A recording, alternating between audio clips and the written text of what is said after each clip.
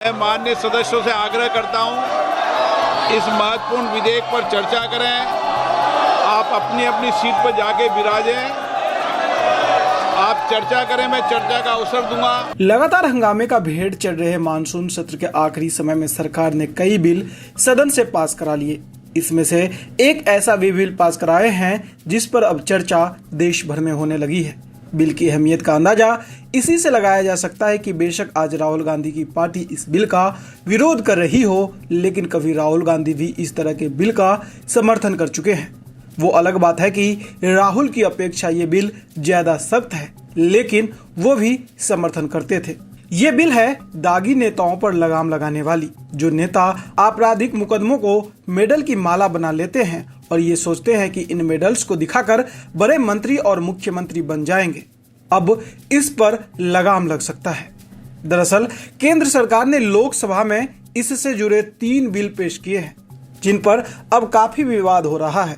इन प्रस्तावित बिल में ये लिखा है कि अगर प्रधानमंत्री, मुख्यमंत्री या किसी मंत्री पर ऐसी धाराओं में आपराधिक मुकदमा दर्ज होता है जिनमें 5 साल या उससे ज्यादा सजा का प्रावधान है, तो ऐसी स्थिति में गिरफ्तार होने के 31वें दिन उन्हें अपना पद छोड़ना होगा, और अगर वो ऐसा नहीं करेंगे तो गिरफ्तारी के 31वें दिन खुद व खुद इस पद से उन्हें हटा दिया जाएगा।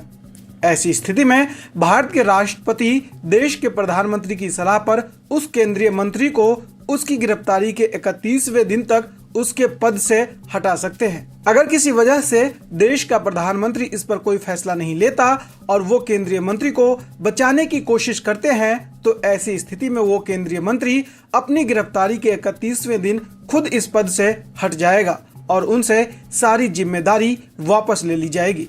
इसी तरह से अगर प्रधानमंत्री को किसी आपराधिक मुकदमे में गिरफ्तार किया जाता है, तो ऐसे मामलों में प्रधानमंत्री को भी गिरफ्तारी के 31वें दिन तक इस्तीफा देना होगा। अगर वो ऐसा नहीं करते हैं तो खुद व खुद इस पद से वो भी हट जाएंगे। हालांकि यहाँ दोनों मामलों में छूट ये होगी कि कोर्ट से जमानत मिलने के बाद सत्तारूढ़ पार्टी चाहे तो उस नेता को फिर से प्रधानमंत्री या केंद्रीय मंत्री चुन सकती है। इस तरह के प्रावधान राज्यों के मुख्यमंत्री और मंत्रियों पर भी लागू होंगे, जिसके लिए अनुच्छेद 164 में एक नया भाग जोड़ा जाएगा।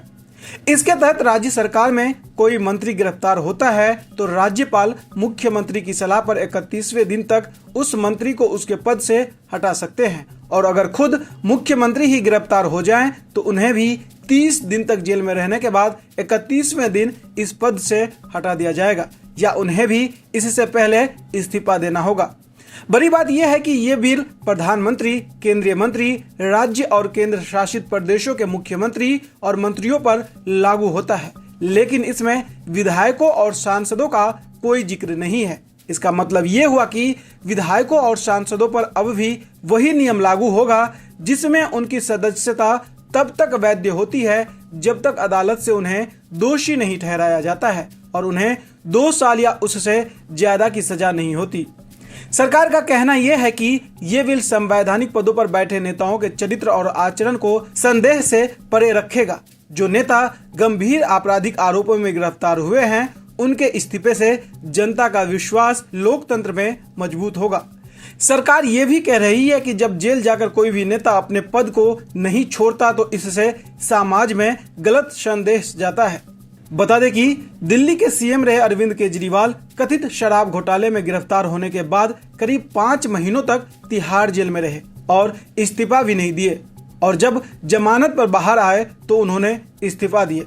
इसी तरह सत्येंद्र जैन भी जब 1.5 साल तक तिहाड़ जेल में बंद थे तब उन्होंने अपने मंत्री पद से इस्तीफा नहीं दिया था, और न ही सीएम अरविंद केजरीवाल ने कभी उनसे इस्तीफा मांगा।